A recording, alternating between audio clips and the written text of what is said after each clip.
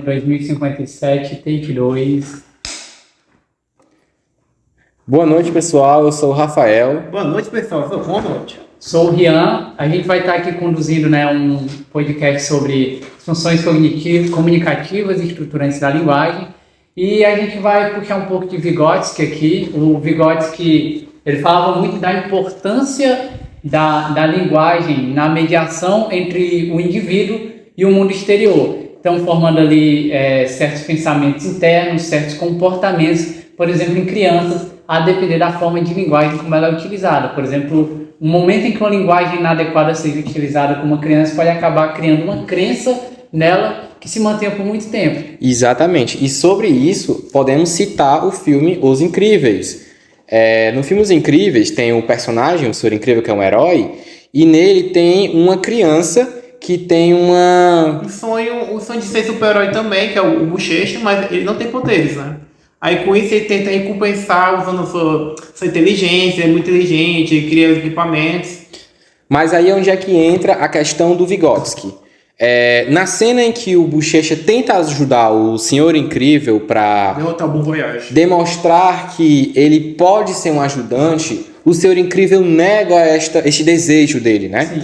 Ele, no final, o Senhor Incrível diz assim: vá para casa. Ele chamou a polícia e mandou os policiais levarem o menino para casa e falou assim...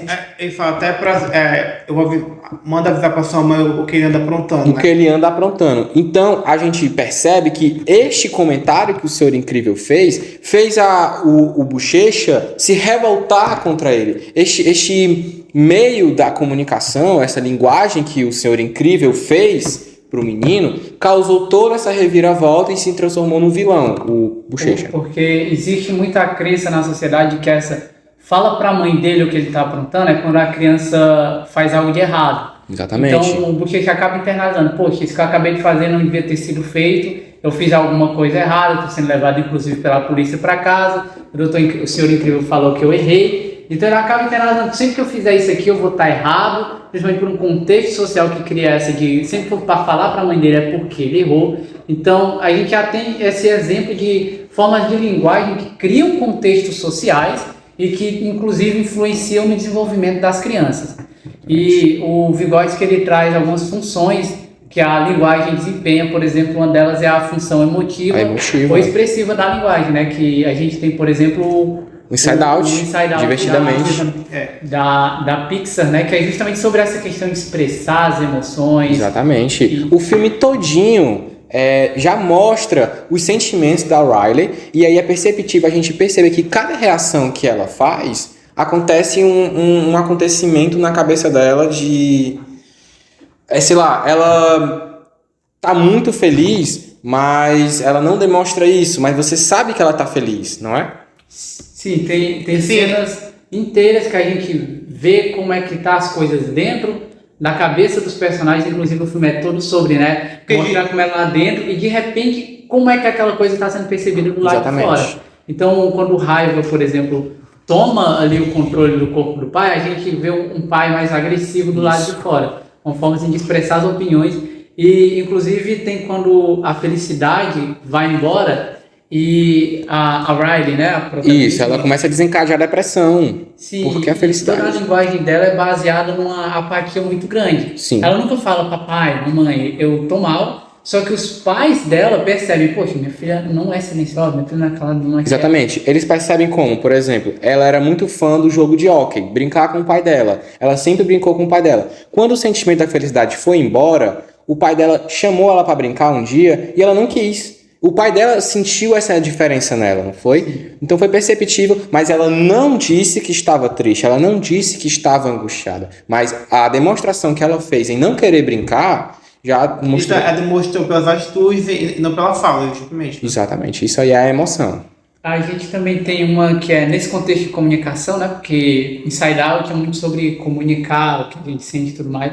A gente tem outra função que o Vygotsky ele traz, que é a função referencial. Que é a função de informar uma coisa, sabe? Que é bem o contrário do que Divertidamente faz, que é passar uma informação de certa forma subjetiva, né? E felicidade não tem muito bem como você exemplificar. a referenciar muito sobre contar uma coisa da maneira mais objetiva, uma coisa factual. Por exemplo, a bola caiu e eu falo, pô, a bola caiu. Eu passei essa ideia. Vocês têm algum filme que retrate esse recorte? Acho que os filmes biográficos, né, ou até mesmo mais jornalísticos, tem essa pegada mais objetiva, desde quererem ser mais factuais. Sim. Os bibliográficos, eles realmente usam essa questão referencial porque eles precisam de uma base, de um estudo. Exatamente. A gente pode citar, sei lá, o Oppenheimer, que vai sair agora, esse filme que vai ser sobre a história da criação da bomba atômica. Sim. O próprio Titanic, né, que busca trazer como é que foi todo o acontecimento. O processo. Inclusive teve a pesquisa do James Cameron de descer até o Titanic, de entrevistar sobreviventes, para que a gente possa entender da forma mais objetiva, de certa forma romanceada, né, porque é um filme, né, então vai ter as adaptações e tal. Então tudo aquilo que a gente sentiu aquele realismo, foi por conta das pesquisas que este pessoal tiveram que fazer para causar essa sensação mesmo de que a gente está mesmo referenciando isso. Sim, mas a gente percebe, no entanto, uma diferença muito grande entre a linguagem conativa em filmes e no jornal, né? Sim. Por exemplo, no jornal a gente tem o William Bonner, Boa Noite. É uma linguagem super objetiva e neutra, né? Exatamente. Enquanto no filme a gente tenta se repassar a informação da maneira mais factível dentro do possível com a obra cinematográfica, claro. Só que no jornal é simplesmente, quem dera fosse simplesmente, né? Aconteceu tal coisa e tal coisa é a consequência. Infelizmente no jornal a gente também tem muito dessa espetacularização. Exatamente. Também, aproveitando o contexto do jornal e de coisas históricas, existe a função conativa que o Vygotsky traz, que é quando você busca influenciar as pessoas através da linguagem, né? Por exemplo, o Hitler e o Goebbels com a propaganda gigantesca deles tentando convencer as pessoas de que, ei, matar o seu vizinho só porque ele é judeu tá de boa. E a gente vê isso muito representado na cultura pop, por exemplo, em The Boys, que tem toda aquela questão do Capitão Pátria, né? Do Capitão Pátria ele ser mais um fenômeno midiático do que um herói em si. Então, quando ele acaba cometendo os deslizes dele, que ele pensa, putz, todo mundo vai entender que eu não sou lá o cara mais legal do mundo, ele começa a, poxa, os ricos conseguiram ali me controlar, existe uma rede mundial que se eles conseguem me controlar e eu sou super poderoso, você que é É toda a questão do controle de massas, né? Exatamente. Ele traz muito essa linguagem sobre existir um inimigo, né? Uma coisa muito fascista mesmo, sim, essa forma de linguagem. Sim. Tem um inimigo ali que a gente não sabe, cadê, não tem como bater, e acaba influenciando todo mundo a concordar com ele. A gente também tem a função metalinguística, que é meio metalinguística, né? Ele fala por si só, que é quando uma forma de linguagem, ela fala sobre si própria, né? Sim, a gente pode trazer como, por exemplo, aquele filme do Tarantino. É o Once Upon a Time in Hollywood. Isso, Era Uma Vez em Hollywood. Você vê a criação de Hollywood naquela época de ouro, né? Da década de 60. Finalzinho de 60. Porque o Tarantino é um grande fã do cinema, então é que eles referenciam o cinema através do próprio cinema. Exatamente, então você vê tudo aquilo, a montagem de um filme. O personagem principal, ele é um ator, e aí O meu amigo dele é um dublê, né? Se me engano. Exatamente, o Cliff Booth. E aí você vê o processo do cinema no cinema, né? Então isso é uma metalinguagem. Filmes sobre fazer filmes, né? Isso. Também existe o livro do Bram Stoker, que é o Drácula, Sim. que ele é escrito como se fossem escrituras sendo encontradas. Então existe uma certa linguagem, você está lendo o livro a partir de recortes escritos também. É até interessante uma coisa que eu tenho lá em casa, que é um livro dos Siths, né? Que é Star Wars. São 3 livros, e esses livros são baseados em livros construídos por personagens de Star Wars. Então é como se eu tivesse o livro que um personagem de Star Wars fez e guardou lá. Só que a gente tem um acesso também. Então isso é uma forma metalinguagem, né? A própria Bíblia, de certa forma, que é um livro que são vários livros em si. Sim, é verdade. E a gente também tem a função poética, né? Que ela trata de quando você quer passar a mensagem, só que você quer passar a mensagem da forma mais estética. Mais bela assim possível, né? Forma mais bonita Criar possível. um estilo por isso. Passar uma ideia de uma forma que a pessoa olhe e diga, nossa, foi muito bonita essa passada de ideia que ele deu. Quem tem, por exemplo, né? Dentro da própria metalinguagem, poemas, poesias inteiras. Por que é que tu saiu, Rafael? Pode continuar ali, cortar com tua cabeça, depois eu vou. Não é pra ter corte, a gente tá fazendo todinho pra ser orgânico. Vai ser uma Tu infecção. vai lá e se levanta, mano. O cara fez assim, ó.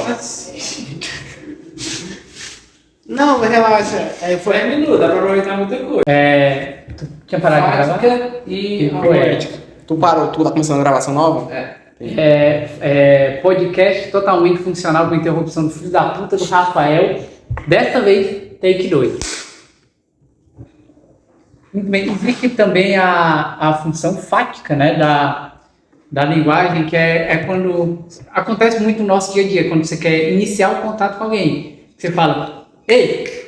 Ou então, oi, ou então, quando com alguém que, por exemplo, não pode ouvir, você vai lá, gesticula, você toca na pessoa e... Sabe qual é o filme que eu lembrei? Um Lugar Silencioso, né? É um filme baseado de que as pessoas não podem falar, né? Feito os alienígenas que escutam o som, aí você escutar o som e vão te atacar. Isso, e aí como é que eles se comunicam, né? Tipo, E esse filme é um bom exemplo do contexto geral, né? Porque, por exemplo, cria-se uma estrutura de linguagem mesmo. As crianças já nascem sabendo que eu vou poder falar, então eu vou ter que me comunicar por linguagem de sinais. sim. Então existe uma estrutura ali que é meio que um paradigma, né? Você não precisa explicar que existe um bicho que vai te matar se tu falar. quando ele toca em você, você já sabe que é um alerta, uma Sim, preparação. como ele não pode falar, né? Ei, cala a boca.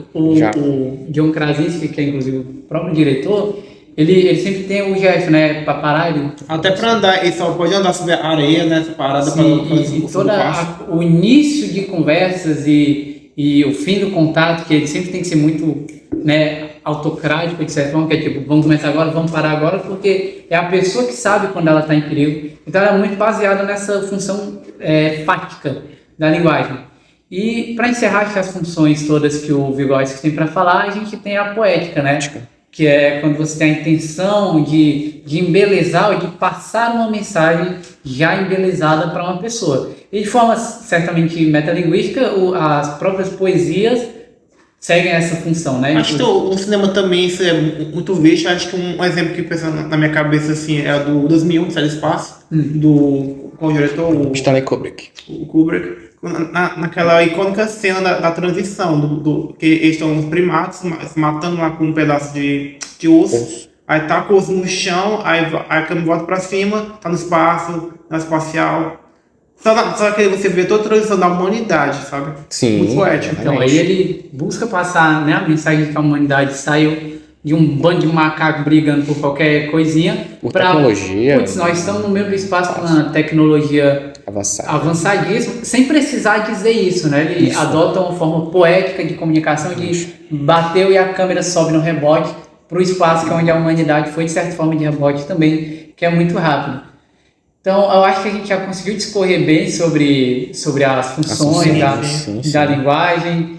Então, acho que por hoje é só, né? E próxima semana teremos mais episódios. Vamos trazer outro convidado, dessa vez vamos falar de Gestalt. E hoje vamos ficar aqui com o nosso amigo Rian, quero parabenizar também Matheus Ronald por participar do nosso podcast. E toda a nossa equipe, Arthur, Tainara, Fátima. O pessoal da redação, que sem eles nós não estaremos aqui. Exatamente. Então, toda a nossa equipe, do nosso time 7, estamos totalmente agradecidos, né? E é isso, né, galera? E os nossos patrocinadores também. Pois é isso, galera.